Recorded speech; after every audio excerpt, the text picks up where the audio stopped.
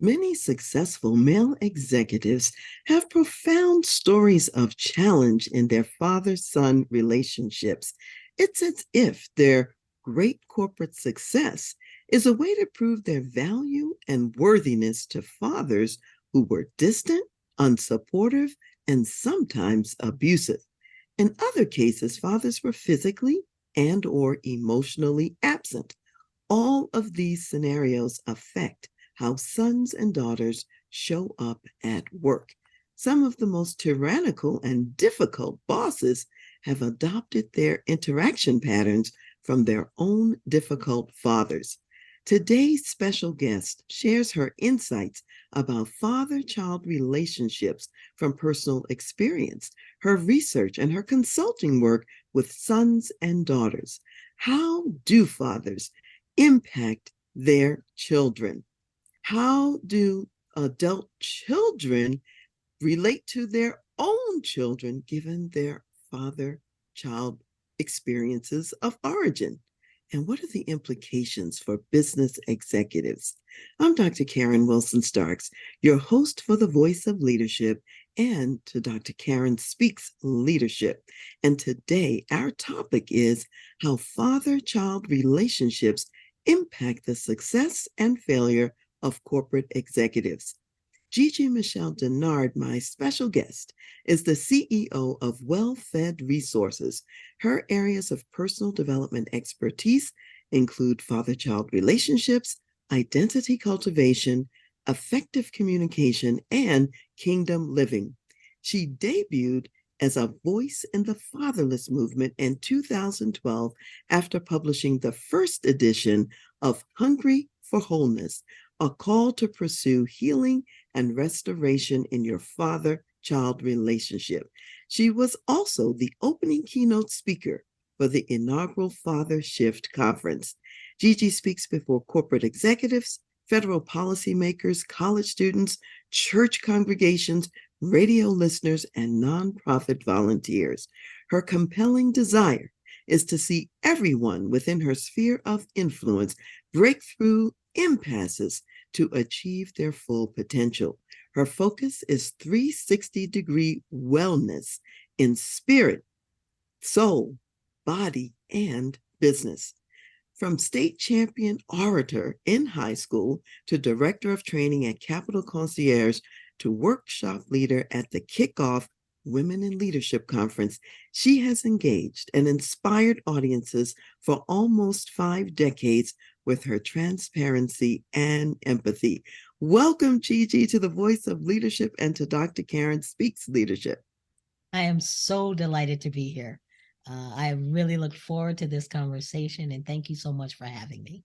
You are so welcome, and I'm very delighted to have you here too, because your topic is an extremely important topic to my audience, whether they know it or not. And so we want to unpack that today. And I know that a lot of the work that you're doing right now is rooted in your own experiences with your father. So I want to start there, Gigi, and have you tell us maybe the Cliff Notes version or the highlights of how you grew up without your father, and tell us a little bit about how you ultimately met him.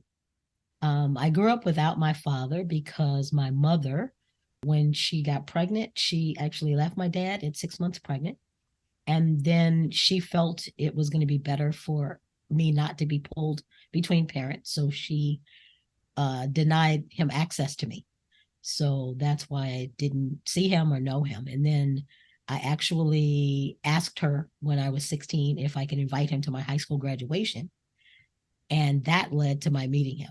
I actually sent an invitation to his father, who sent it to him. And then 2 months afterwards, we had an opportunity to meet finally.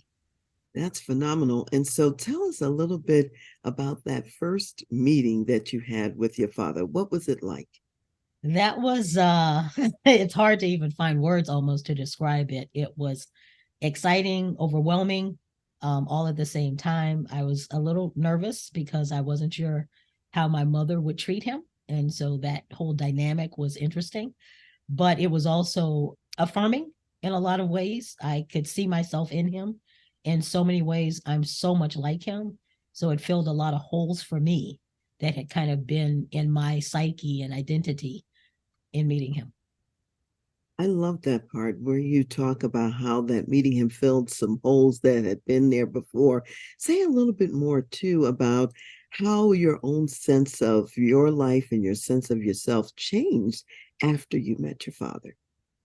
I knew that I missed him, but I didn't know what I was missing, if that makes sense. In that void, I didn't really know exactly what it would be like, but that sense of acceptance for who I am exactly as I am was something that was really missing. And so it created in me a very strong performance orientation type bent in a way that I think was unhealthy. And then experiencing that kind of just unconditional acceptance from my father really healed a lot of that. And I no longer had a need to find my acceptance in my performance. That's a great picture of what a father can add to a daughter's life in this situation. So let's talk a little bit about your relationship with your mother in this sense. Why was the relationship with your mother, absent your father, not exactly enough in your case? Because we have lots of people who are in those scenarios today where they may be in single parent homes and they're being raised by their mothers. They don't have the benefit of their fathers in the home or even in their lives. Yeah, I think a lot of it is just, parents are designed to be sort of a yin and yang. And when you're missing a piece of that, then whatever that parent would have brought into that relationship is not there. So in my case, the roles were a little bit different than what's typical. My father was actually more the nurturer. My mother was very authoritarian. There was definitely a gap in terms of emotional support and understanding, and that kind of stuff that I didn't have with just that one parent there. That was really challenging. That particularly because I'm a very empathetic, kind of emotionally wired person, and my mother could not relate to that. So that created a big gap in our communication and our being able to relate to one another. And thank you for personalizing it in the sense that this was the narrative for your family. There Right. may be other kinds of gaps that occur in additional, with other people as far as the yin and the yang, what the specific yin and yang might be. We also know, Gigi, that a lot of times, because of how we've been raised ourselves, it impacts how we then parent our children. So when you think about your mother, what did you ultimately learn about her own father relationship that probably impacted the choices that she made and how she showed up with you and with your father? Absolutely. I think that's very much related.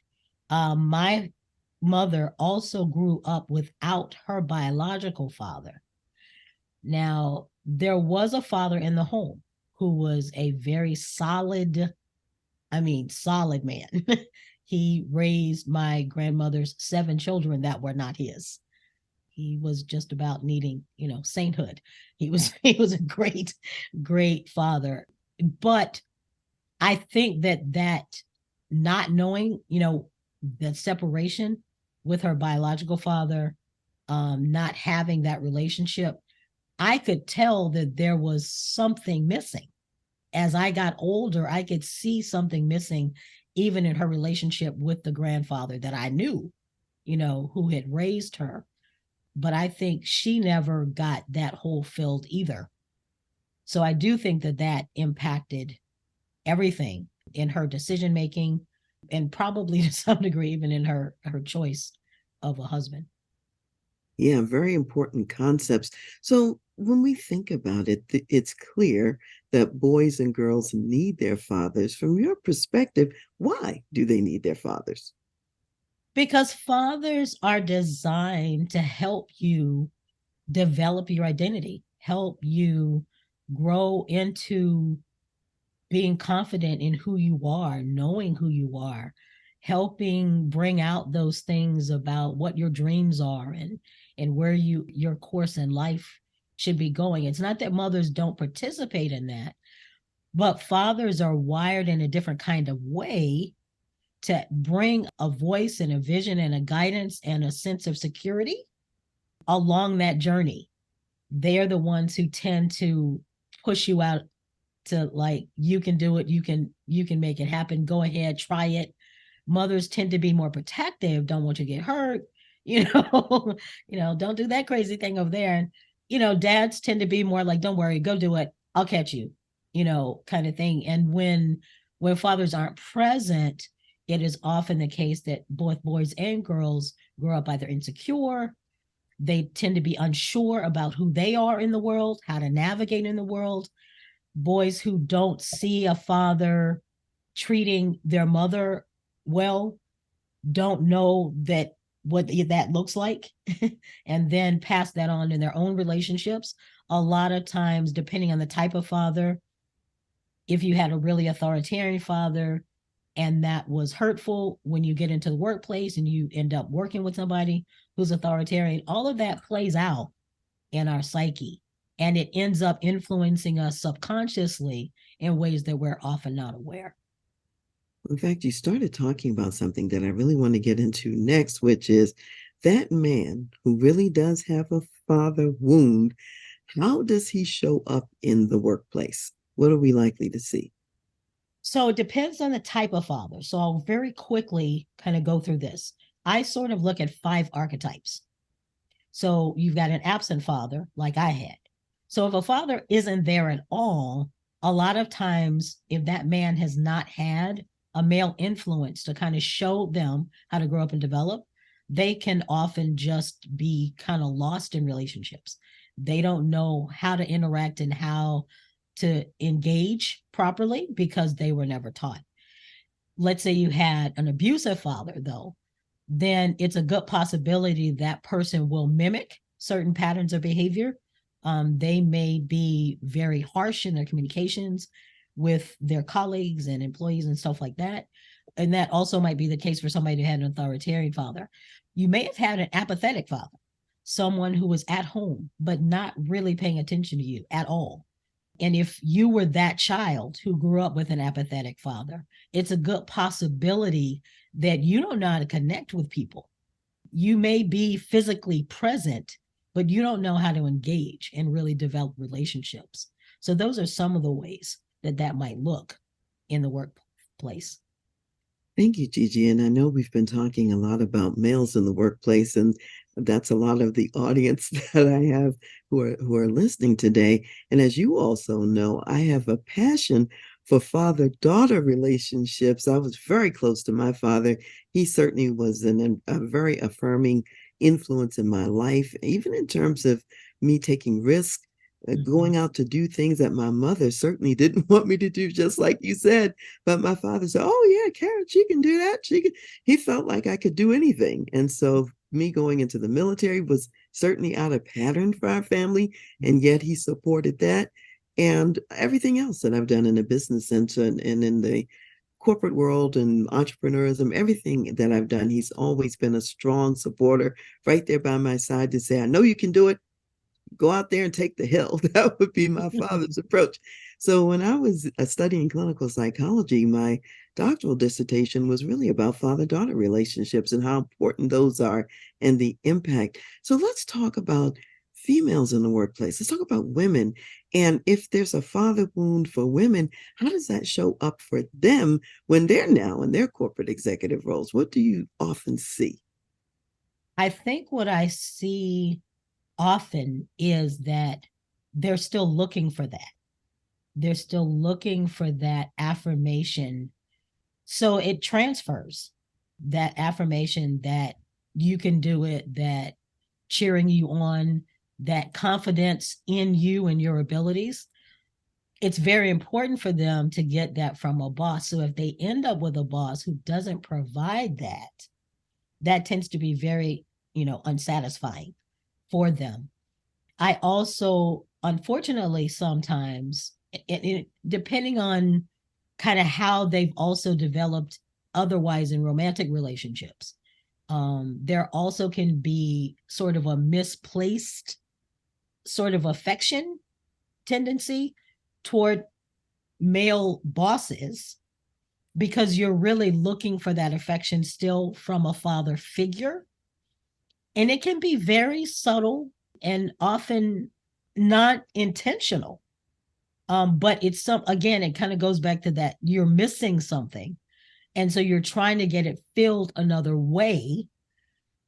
And sometimes it doesn't come from a wife husband kind of relationship because you're really looking for a leader and somebody who's more of a mentor, but you are still looking for an affection. And so sometimes it can just create sort of awkwardness and inappropriateness in relationships. And women may not even understand that's what's going on. They may find that their bosses want to create more distance, which actually may hurt, because you're trying to get closer because you have this unmet need from your father. They don't understand that either. So they're like, something about this doesn't feel right. And so they create boundaries, and that's the danger of people not being aware. Yeah, and they would probably misinterpret those boundaries, Correct. maybe take it personally and not understand that this might actually be an appropriate boundary in the workplace when in fact it could feel like rejection, to the woman who's seeking that father and doesn't know that she's seeking the father. Yes. I'm also thinking too, Gigi, that some women may be very vulnerable because as they're seeking the father, there may be some, I'll say, less wholesome kinds of men in the workplace who could take advantage of them. Talk a little bit about that and that other side of the coin and what might happen. Yes, I think I've probably experienced a bit of that in my own journey because even though I met my father when I was 17, because I was already dating, I actually ended up in a relationship with someone much older when I was 17. And I think they did sort of take advantage of that. I guess everybody ends up looking for something. They had a need, I had a need.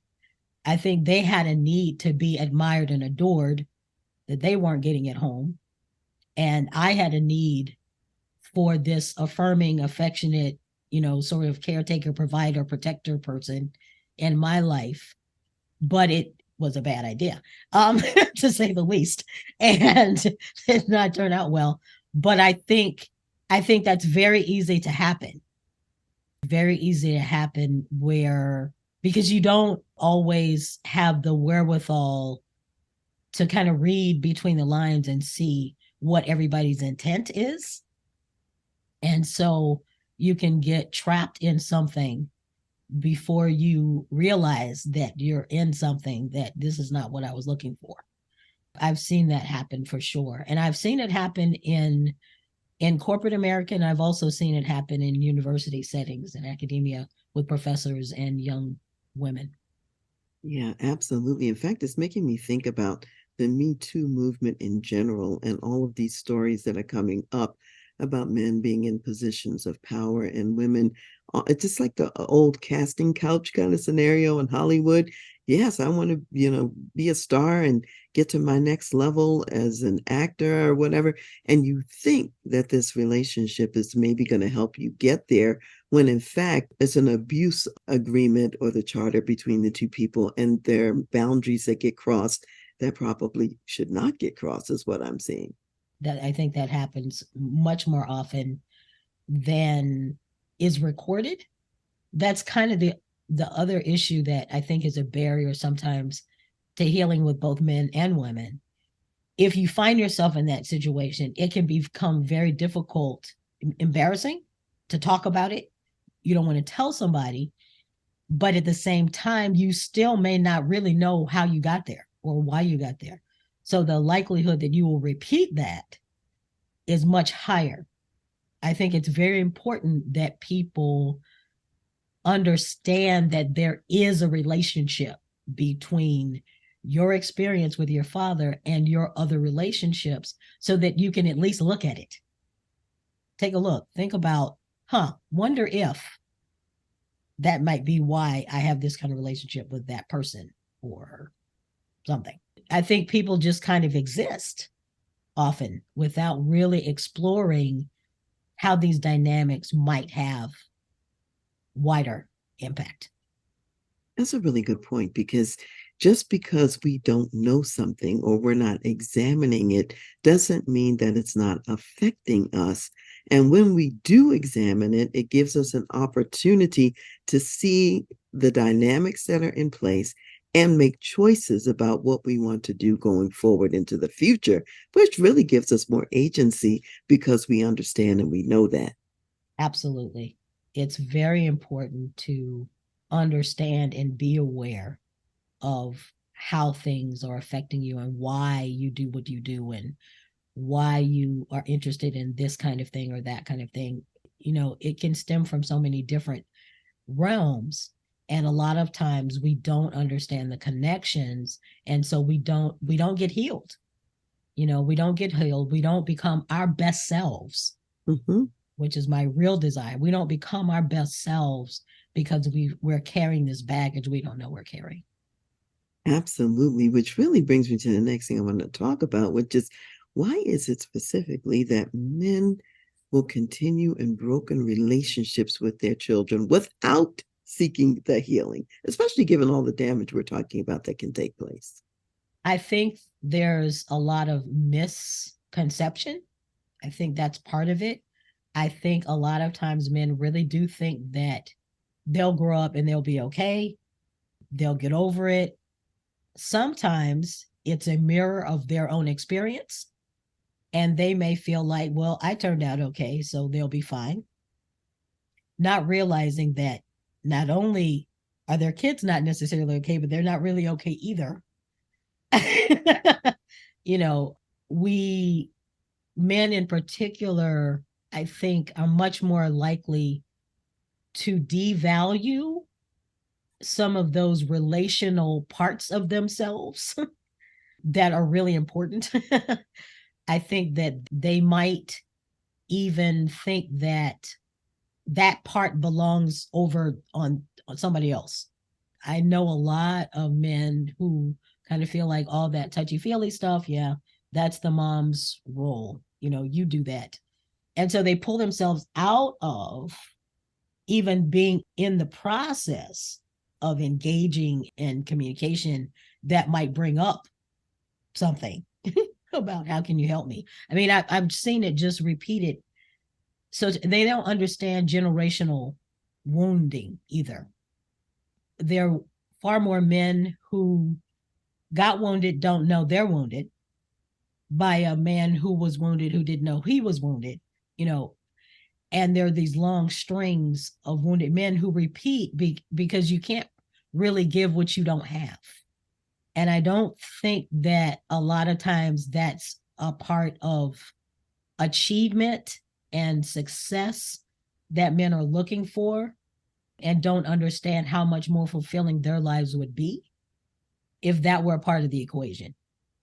Yeah, I'm really seeing something where I've seen situations where women are in relationships, let's say with men who really show evidence of this father wounding experience. However, as you're saying, the men don't see themselves as wounded. They don't think there's anything to fix.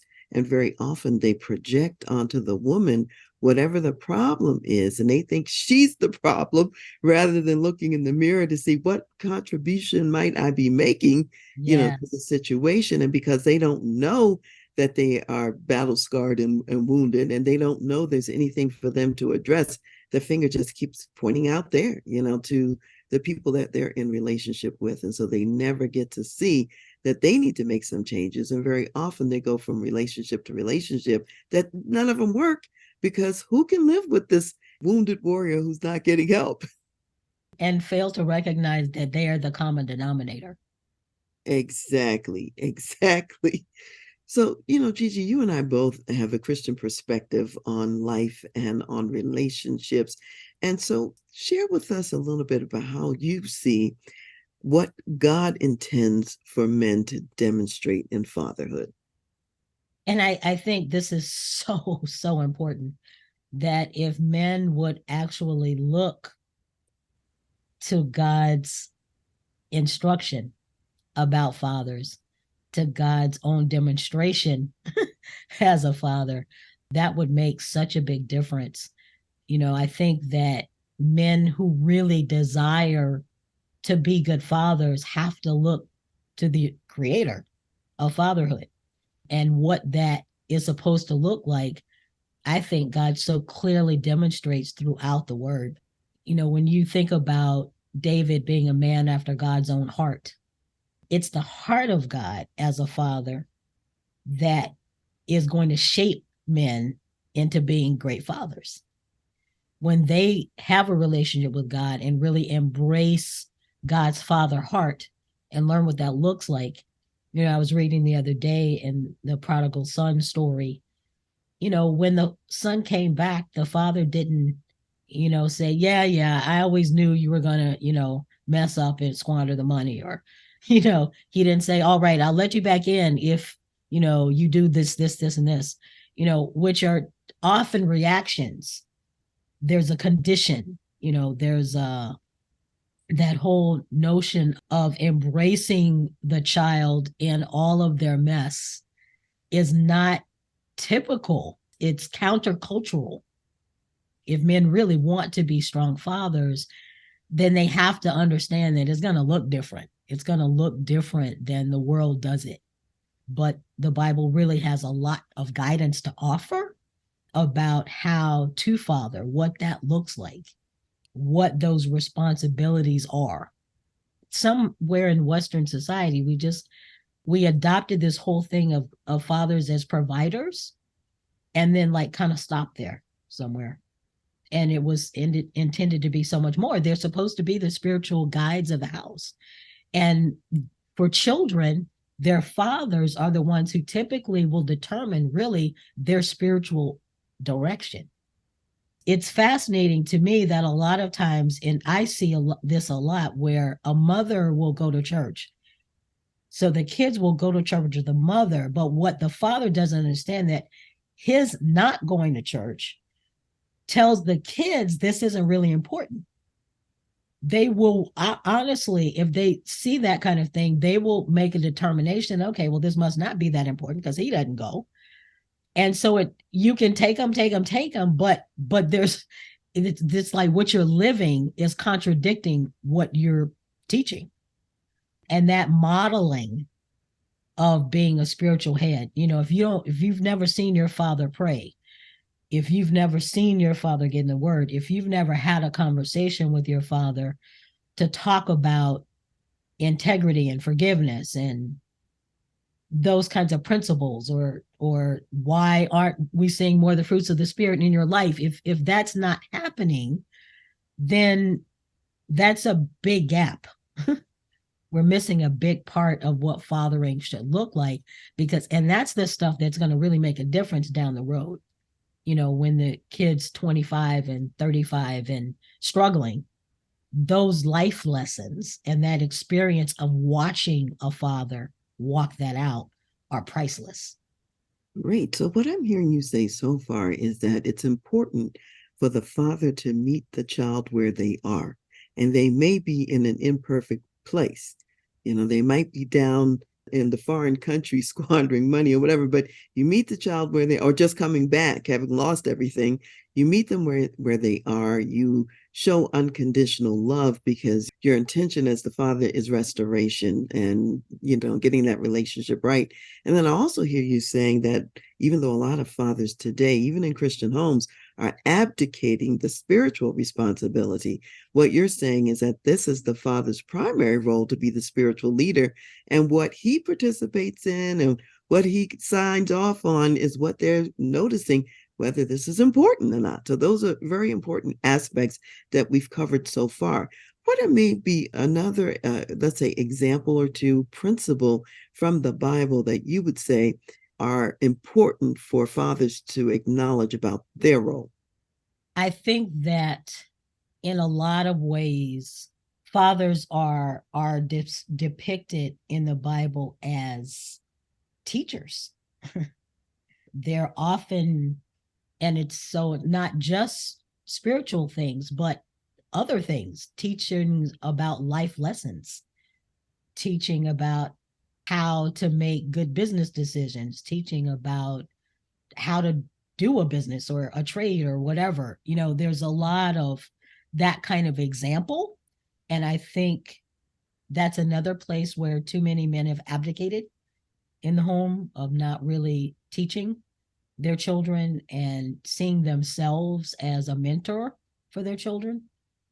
And it's really, I think most kids really want their dad to be like the hero, of their lives, and kind of that kind of thing. I think the other part is to show honor. Honor is a part of culture that also is bereft often. But I think that's a big part of what the Bible teaches about fathers teaching their children honor by demonstrating honor, the way they honor leaders, the way they honor, even when they're leaders themselves, the way they honor people that are supporting them. When you think about military leaders in the Bible, every time the really strong leaders who've led men into battle, they also took care of them. There was an honor and respect for each other as a community that I think is a big part of what that fatherhood should look like, and the men's roles in the home and in the community. When there's an honoring of one another, I think about Bathsheba's husband when he came home and didn't want to eat or sleep with his wife because all his fellow men were out in the field. So I'm going to stay outside. That kind of respect and honor for each other, I think, is another part of what that leadership looks like. Yes, you're talking about Uriah and Yeah, his Uriah. commitment. He was very committed to David and very Yes. committed to the nation, actually, Yes. of Israel at the time, above even his own personal pleasure, enjoyment, or, Yes. benefits. So I'm hearing several things here. You're really talking about fathers as teachers and beyond just the spiritual things, teachers in general. And I believe it's in the book of Deuteronomy where, God is instructing fathers to teach their children along the way, in everyday life. Use lessons as you're walking along the road, as you're traveling together, so to speak. He didn't really say that to the mothers. He told fathers to do that. So that's that teacher role that you're referring to. And then you're talking about fathers as being kind of like caretakers in a bigger sense of honor in the community, whether it be the military and how they show up there or at work, or when I think about the fathers who were respected at the gate, when you think about the Proverbs 31 woman and it says her husband was respected, at the gates of the city. So there's a bigger picture or bigger role in that sense. And yet, Gigi, we know that, as you indicated a few minutes ago, that a lot of fathers out there, they know that they're to be providers for the family. They understand that role. And some of them get really fixated on being the rock star financial providers, and they don't always stop and to think about, well, how am I falling short as, a good father if that's the only thing I focus on is the provider role, which is important, by the way, so we don't want to minimize it. However, if it's the only provider role, what would you say about that? I'd say they need to listen to your show. Because again, I think it is somewhere we bought this image of that's what's supremely important.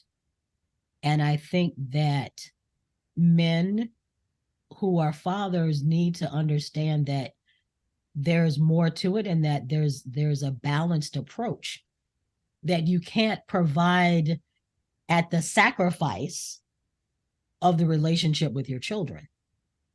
That if all of your life and time is at the office or on the golf course or traveling to meetings, then something is out of whack. And there's a heavy price to pay for that down the road.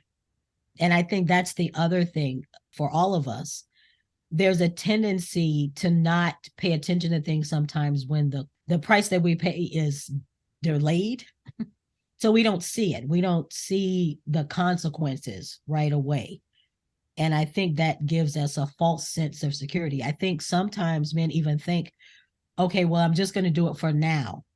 I'm going to do it for now, but after I get to this level, then I'll have more time.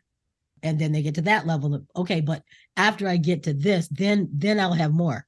And so there's always this pushing out, when I'll get to it. And all this while, there have been children not being fathered well, even though they may be provided for well. It's a conversation that needs to be had much more often. And I think particularly in this kind of space with executive men who may be achieving all kinds of success in the workplace, but really need to ask themselves, are they rock stars at home? What does that look like? I hear you really extending an invitation to a broader definition of provider. There's financial provision, but there's also provider in all these other ways that we're talking about, whether it's leadership, acceptance of the child, direction in the child's life, or whatever. And if the father is absent on those pieces of the definition of provision, he's not really being a provider. He's only providing in a narrow sliver or segment of what God intends. And so I think, inviting men to think about the broader definition of provider is probably helpful in terms of the conversation that we're having. I agree. And I also think that it would resonate with them more. And I think that's important. It's being able to speak the language of the hearer to connect wherever they are as well, in terms of where they are in their journey, what this looks like. But if they're willing to ask the questions, then they'll get there. They'll be able to identify gaps and see where, yeah, now that you mention it, haven't been doing that very much of that kind of thing. That's an important point you just made about speaking the language of the man. Men understand being providers. And if we can talk about these issues in that language, that's probably going to have more traction than talk about nurturing, caretaking, or things that are maybe not naturally a part of their lexicon in terms of the role. Yet everything we're talking about is about being a provider. And so I think that's a very, very important point you just mentioned. Now, we know that the workplace is a strong competitor for the relationships on the home front, and particularly for a man that's in executive leadership. His responsibilities are huge. They're legendary. He's got a whole company that he might be the president or the CEO of, a lot of work, a lot of responsibility. And there's also immediate feedback often in the workplace for the success. They can measure their success by financial indicators. They can measure their success by promotions and so many other things. So given that competing interest, if you will, for an executive man, how does an executive man prioritize the father role more than this successful businessman role when the rewards are so high on the successful businessman side? And you already said sometimes the downstream implications take a while to be realized on the family side. Sometimes it's interesting to me because those same men will be very strategic about how they approach their business success. I think if they use some of those same tools and tendencies, so being strategic, being intentional, I hear that from a lot of male executives talking about the importance of intentionality. It is very true in business, but it is also true in relationships. If you're not intentional, and whether that means, I also think that sometimes there's confusion about time sink. They're worried that, they say, I don't have time.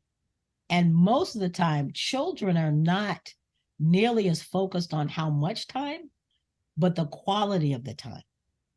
So if you say intentionally decided to once a week have a special breakfast with one child and another day of the week do whatever that child wants to do, ice cream after school or whatever, you'd be amazed at how a 30-minute interaction that's designed around that child's interests and needs would fill that child in a way that buying them all the, gaming equipment in the world just will not do.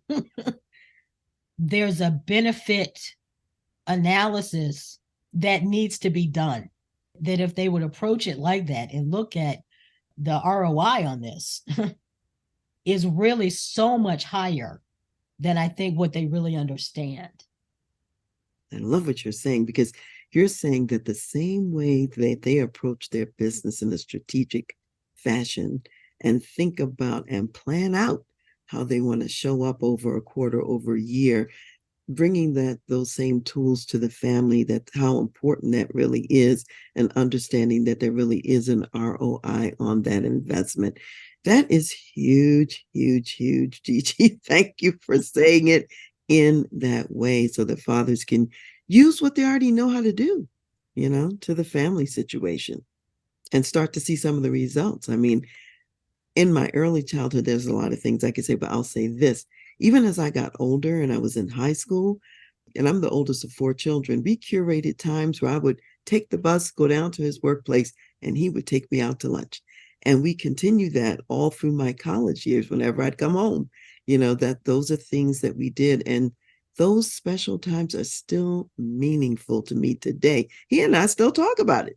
We still talk about it. And that was years ago. It's a long, long time ago. So yeah, what you're saying is important. Those deposits, they matter. They make a difference. And what you just said is interesting, because I think there's the other side. It's not just what the child gets out of it. It's what he will get out of it. Mm-hmm. It wasn't just important for you, it was important for your father too. He recognized that value, and it's a memory that he likes to remember, resurface, because it meant something to him too.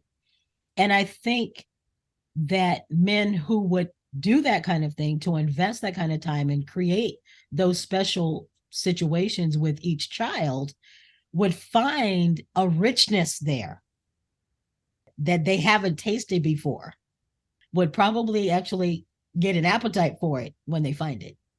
Amen to that, because we know God doesn't work in just one direction. He works in Exactly. both directions at the same time for mutual benefit of those who are participating in the relationship.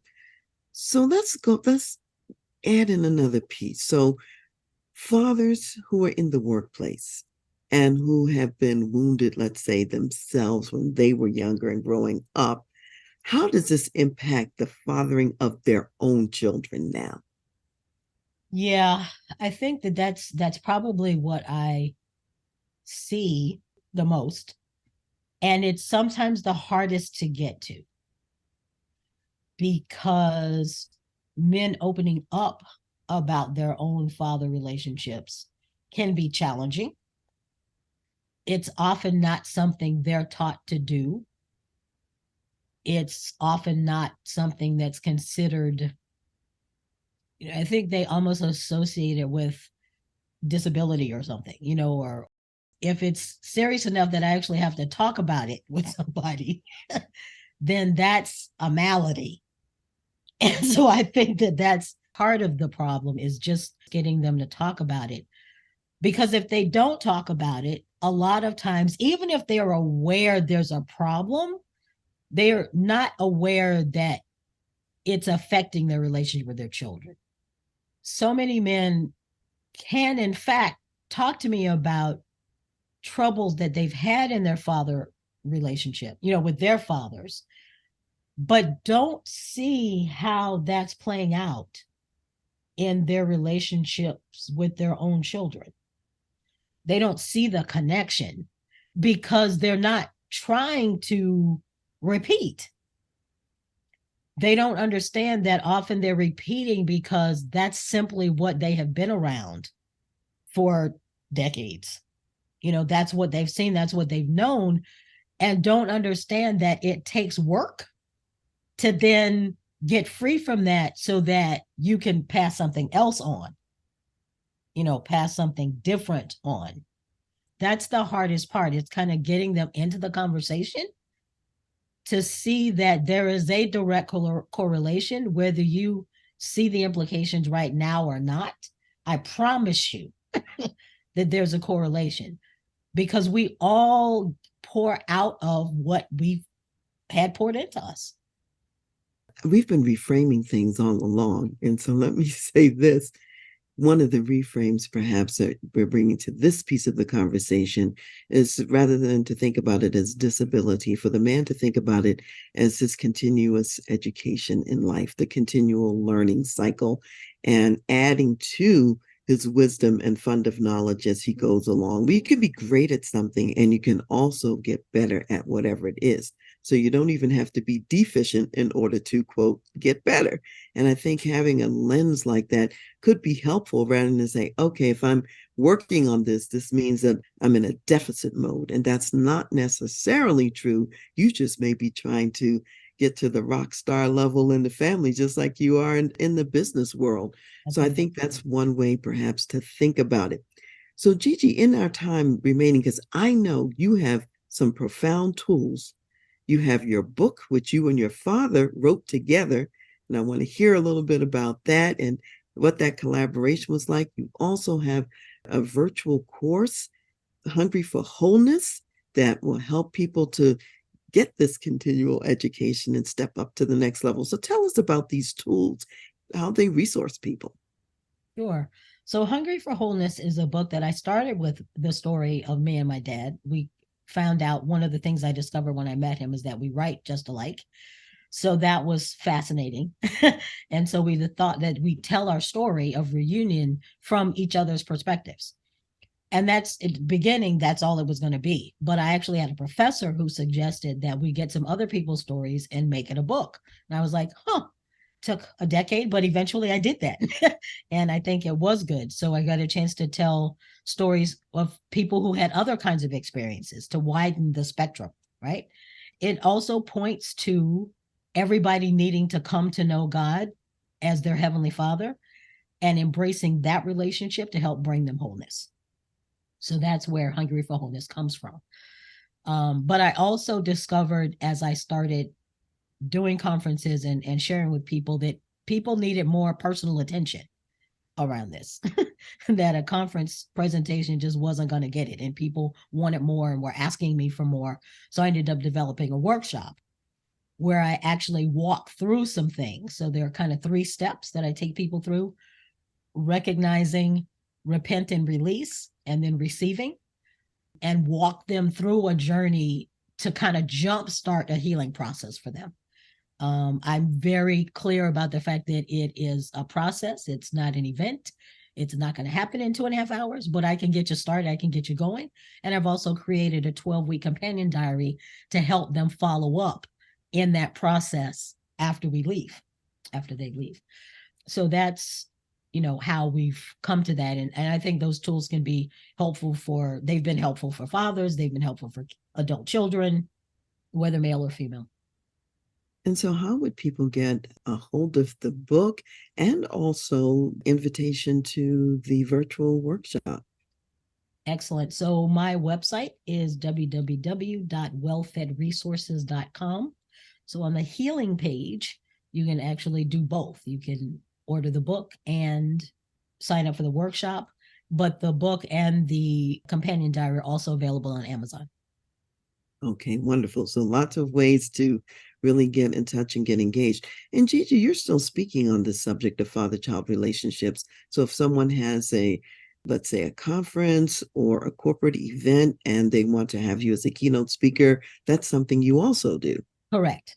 Yep, I do that as well. And again, there's contacts on every page of my website. So very easy to reach out to me, and would be delighted to talk about those opportunities. Okay, great. And say the website one more time for people so they don't miss. Sure. It's www.wellfedresources.com. Thank you, Gigi. You're a wealth of information, inspiration, and also healing for people to just jumpstart their journey as they go along. As you think back over the people who have benefited, let's say from a workshop that you've done, what's an example, a brief example, no names or whatever, of someone who really has gotten a transformation or an impact from participating? Sure. One of the interesting things is sometimes when I go speak, I'm thinking that I'm going to go in one direction, kind of talking about this father-child relationship thing. And then sometimes I get an impression that this audience needs a slight twist. So I was speaking to a younger audience, young adults, and thought that I was going to be focusing on their father-child relationship, but there were a number of young men in the room. And I just had a sense to ask them how many are fathers. At first, they had not been very open, but when I asked them how many were fathers, most of the room had raised their hand. And so I kind of pivoted and started talking to them as fathers as opposed to sons. And the engagement just increased. So several of them really, really, like, it opened up things for them that they had never considered about their own fathering experience. There was this real desire to like want to get it right, and had no idea that all these things were a part of fathering, and really hadn't considered like where they might need help, or even that this was something that could have a long-term impact. That was really exciting to see. It's the awareness that healing is even needed that I think brings me great joy. And when I see that, when I can get people to see like, oh, wow, this is really something I needed to understand to see how to move my way forward. That's really the heart of what I like to do. I think it's beautiful that you're catching them in the early stage of their fathering experience, and so that they have an opportunity to impact their children in a different way. So that's just divine right there. That's what I would say. So, Gigi, as we're wrapping up, what are your additional and final words of wisdom that you would like to share with my community of corporate executives? I would really like to just, this reframing that I think is really important. I think it's important for them to be open to reframing their home life in the same way, some of the same terms, some of the same metrics that they use to frame being successful in business. And I think that that would go a long way to helping them improve in their fathering journeys and really bring great benefit to both themselves and their children.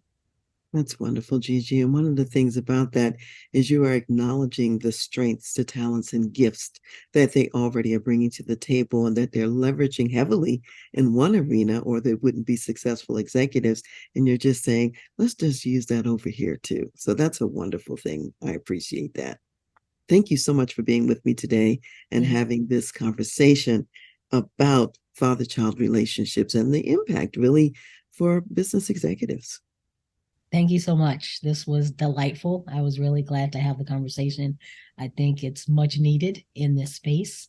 And so thank you for an audience that would listen in this context. Amen to that. And so we will close today with the final Bible verse, which comes from Ephesians, the 6th chapter, and this is verse 4. And it says, "And you fathers, do not provoke your children to wrath, but bring them up in the training and admonition of the Lord." So, fathers, go forward as the warriors that you are. Teach your children, love your children unconditionally, and be the father that God is calling you to be. And we'll see you next time. Today, I'm here with Terrence Chapman, the president and CEO of nonprofit organization Victorious Family. They are committed to family discipleship and transformation. Thank you for being here, Terrence. Tell us about your big goal, what it is that you're going for at Victorious Family. Well, by 2030, we see reaching 9.2 million families here in the U.S. That is wonderful. And you're reaching these families because you really want to see children grow up and truly continue their faith in Christ. So tell us about one of your resources, Do Your Children Believe, the book you've written? Well, Ephesians 6:4 says, fathers, don't exasperate your children, but to bring them up in the training and instruction of the Lord. So we're just being faithful to that calling. In order to do that, we train coaches and we provide workshops and content to train parents on how to disciple their children. That is phenomenal. So, how can people find out more about the ministry and the other tools and resources you have available, and also how they can donate to support the ministry? Well, one of those tools is Do Your Children Believe, a book that we've published by Thomas Nelson, and you can find that at victoriousfamily.org. Fantastic. All right, so there you have it. You want your family to be victorious? Go to victoriousfamily.org.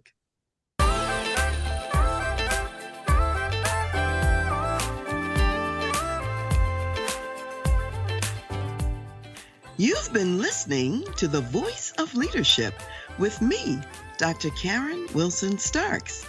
And I want to give a special thanks to jazz saxophonist Ron McMillan for granting us permission to use his gifted music on our show. Thanks for listening, and remember to go to my website, transleadership.com, for more strategies, insights, and leadership resources.